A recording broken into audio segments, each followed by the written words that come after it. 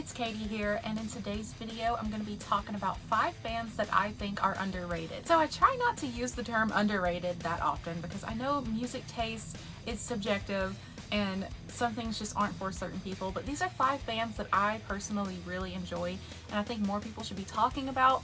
All of them have under 50k listeners on Spotify. Some of them even have under 1,000. So I'm very excited to talk about these bands today. So if you're interested in learning about some more underground, less mainstream bands and you're trying to sort of get into different genres or that sort of thing, definitely watch this video because you might find a new favorite. So the first band I'm going to talk about today is Hellfire. This is a band that I found back in 2022 and I was shocked to see that they're not all that popular. I really don't know how I discovered them. I think it was just a random recommendation from Spotify based on other things that I liked, and like I said, I was so shocked that they didn't have that many listeners. So this band is going to be good for the fans of that new wave of British heavy metal, old school speed metal / early days of thrash stuff. You know, you got like the proto thrash like Judas Priest sound, and then maybe the Kill 'Em All Metallica sound, that really early thrash stuff. You could tell me that this band was from the 80s, the early 80s, and I would probably believe you. It's very much like Bay Area thrash, and then you have like the high singing vocals. So this is going to be for people who don't necessarily want as much of the harsh vocals, more of that just like old school Rob Halford style, you know, the really high notes like ah. I can't believe I just tried to do that. Anyways, their album came out in 2022 called The Reckoning. That's my personal favorite work of theirs. That's the one that got me hooked on them. And this is a band that I could see taking off. The only problem is maybe the interest for this genre is dying down a little bit. People already have their older favorites and they're not really looking for new bands of this style. But if this is your thing, please check them out. I think you're very much going to like them. I love the old school stuff, so they're right up my alley. And it's kind of like I said, the older stuff, but with a little bit better production quality while still keeping that rawness that a lot of us like from the older stuff. The Reckoning is full of great guitar solos. Like I said, the high vocals. You got the bass turned up a lot in the mix, which I really enjoy. Of course, you got that speed metal drumming. They have the whole package, and I would love to see them take off someday. I can't believe they're not already more popular than they are. They do tour with some pretty big bands, and they have their own like underground fan base, but man, I could see them going further. The next band we're going to be talking about today is none other than Krypta. So Krypta is one of those bands that once I discovered, I instantly fell in love with them. So this is going to be for fans of death metal, very much like old school death metal with a little bit of the technical death metal mixed in there, especially with the guitar solos.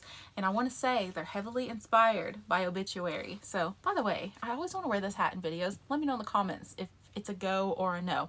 Anyways, Krypta is a Brazilian-based metal band, and it's an all-female member ensemble, which is so exciting for me. I love seeing badass women in metal, and it's like, for once, it's not just the front woman. It's not really seen as this sort of sex symbol thing. It's just, these are women playing death metal, and that's it. And it's inspiring to me as someone who wants to be in a band one day. I watch them and it literally lights a fire under me to pick up my guitar and get to work. If I could ever be half as cool as them, that would be amazing. But let's not make it all about gender here, okay? The music is absolutely incredible, okay? You got like the blast beat drumming, amazing guitar solos. We've had a couple of lineup changes. My favorite guitarist from Krypta was Sonia Anubis, who plays in Cobra Spell now. But oh my gosh, even now they have different guitarists, and every lineup change with this band has just been magnificent. You have Fernanda Lira on the vocals, who used to be in Nervosa. Now she's in Krypta, and she has that like banshee scream. I always say she's like a female Chuck Schuldiner. They're very, very similar. And the music, like I said, is inspired by a lot of the older stuff. I can hear a lot of influence from Morbid Angel or Obituary, a lot of that Florida death metal. And then it's just a little bit more technical when it comes to the guitar solos. Oh my gosh, it's so satisfying. They have incredible stage presence. Go see them live or go watch a video for one of their live festival performances. They are so good on stage. They bring so much energy. Fernanda's like facial expressions. I love this band. Fernanda's facial expressions while she's performing are just so menacing. She really gets the vibe out there of what she's trying to portray in her words. And it's so interesting to watch these women work whenever they're in the studio writing and recording. You have to watch their making of series of their Shades of Sorrow album. It's on YouTube, and oh my gosh, it's so fun to watch them work. It's like magic. Their 2023 album, Shades of Sorrow, like I mentioned, was my favorite album from them so far. I feel like they're kind of just getting started. I think they're going to definitely rise above where they are. The amount of listeners they have on Spotify, for example, is like pretty high for a metal band.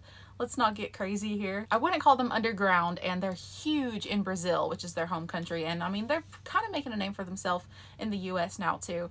But this is one of those bands that when I do meet someone who knows who they are, I feel connected. I'm like, these are my people, and I want more of those people. All right, this next band is one that I've had on my radar for quite some time now. I would say a couple of years. And this is for the music nerds. I'm just gonna say that. This is for the people who maybe like some of the more dramatic, theatrical stuff, okay? So the band in question is Ex Mortis, and they make like neoclassical metal. It's pretty much like if Beethoven created metal music. So Ex Mortis is an LA-based band, and it literally sounds like if you went to a graveyard and a bunch of skeletons were playing music. This is what it would sound like. It's very spooky. We have like the harsh vocals, so it's kind of like other things you've heard within like symphonic metal, the orchestral stuff, except with a little bit more of harsh vocals, less of the operatic singing. So it's very classical, theatrical. It would definitely be the Phantom of the Opera's favorite metal album. And we also have this mix of like thrash or maybe death metal drumming mixed in there as well. I would say they're like Iron Maiden if you just made them a little bit heavier with, like I said, the harsh vocals. And there's just so much melody, guitar solos, beautiful stuff, a lot of storytelling in the lyrics.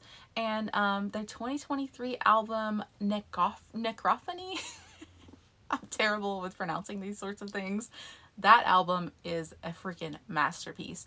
It was one of my most listened to when it came out, and also in 2024 as well. And there's a track on the album titled Mask of Red Death, and I just love that story in general, and I love their take on it, and that's probably my favorite one musically on the entire album. This is one of those bands that I am shocked doesn't have more hype around it, just because it's very different. It's a breath of fresh air. It's not like anything else I've heard. It takes like inspirations and sounds from different genres and kind of puts them all together, and it's just right up my alley. I'm a spooky girl. I love the super over the top dramatic stuff. Like maybe if you like Candlemass, you would maybe like Ex Mortis, but it's not necessarily doom. But if you like that sort of like epic doom, like over dramatic, oh my gosh, like stage play type of music, that's the best way I can describe it, you might like this too. I tend to really like classically written metal instead of blue-based metal. Don't get me wrong, I love the bluesy stuff sometimes, like a good Kirk Hammett solo, whatever. But the classical stuff really does it for me. I feel like metal and classically written music go hand in hand. So this next band we're going to talk about is for the metalcore lovers, alright? So this band was formed in 2020, which is crazy. That is literally a newborn baby band.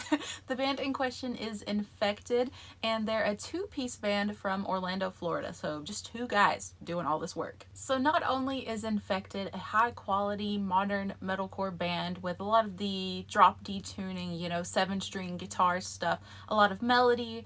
They mix harsh vocals with clean vocals, very like run-of-the-mill metalcore in a way. Very good, but that's not really the thing that makes them stand out. The thing that makes them stand out the most to me is that all of their stuff is video game themed. So they write their songs based on video game stories. They've done things like Call of Duty, Fallout, Doom. They are so creative with it, and I love it. It's just something different, you know. You don't really see this a lot in this genre or in music at all. It's very similar to how Ice Nine Kills makes all of their songs about horror movies, and Infected does the same thing but with video games, so it's very cool. You have these really nice melodic choruses with the clean vocals, and then you got like the chest crushing breakdowns. It's very like metalcore, deathcore style. So if you're into that sort of stuff, you're gonna love this band. I'm so impressed with how much Infected has been able to do in just a 5-year span of existing. They've already put out so much stuff based on so many different games, and it's just so much fun for me as a video game lover. And right now on Spotify, they're at 20k listeners. I think this band might take off a lot more than that. I think they're going to be big with fans of Ice Nine Kills, Motionless in White, Architects, that sort of realm of music fans. I wouldn't even necessarily call this band underrated. They're just not known as much, and they deserve to be known, and I hope they go even further with their careers, and the fact that it's a two-man ensemble is so impressive. Alright, so the fifth and final band that we're going to be talking about today for my 5 underrated bands is none other than Midnight. So Midnight has a lot of fans already in the more underground scene. This band is for fans of thrash metal, especially blackened thrash metal. So if you like the thrash with the darker, spookier themes, bands like Creator or Slayer, you're gonna like Midnight. And like I said, they're pretty well known amongst thrash fans, but I really want to talk about them because they're definitely not in the mainstream. So they're a faceless band. They wear masks on stage, and they're from Cleveland, Ohio. So like I said, Midnight plays blackened thrash, and it's got a little bit of like a punk element to it, definitely some speed metal vibes too, and they're very comparable to Skeleton Witch. So if you've heard of that band and like them, you're gonna like Midnight too. I've been listening to Midnight for a couple of years now, and their album last year, Hellish Expectations, was one of my top ones of the year, and I've definitely talked about this band on this channel before. I would say their 2011, I believe, album Satanic Royalty is iconic. That's definitely what put them on the map, and I kind of think that's their best album still to this day. Hellish Expectations was pretty good though. I think I gave it like a 7 or 7.5 out of 10 for my rating, so that's pretty good. But man, that Satanic Royalty is definitely my favorite. So maybe it's not that they're underrated, maybe it's just they found their fan base and it's not going to grow a lot because there's not as many people that enjoy this genre of music or whatever, but it's one of those things. It's one of my favorite bands currently, and I want more people talking about them. Okay, so that's all for my 5 underrated bands list. Now let me know in the comments down below if you know any of these bands already. Let me know what other bands you think are underrated, underappreciated, need to be talked about more. You know, that's really what this is. I don't really like using the term underrated, like I said. These are just bands that I love and I want more people to know about, and I want to share everything that I like with the world. That's really what this channel is. So like I said, let me know down below what bands you would recommend to me or others of any genre. Put it out there. But anyways, that's all I have for this video, so thank you guys so much for watching. Make sure you subscribe for more and hit the like button if you enjoyed today's video, and I'll see you in the next one. Bye!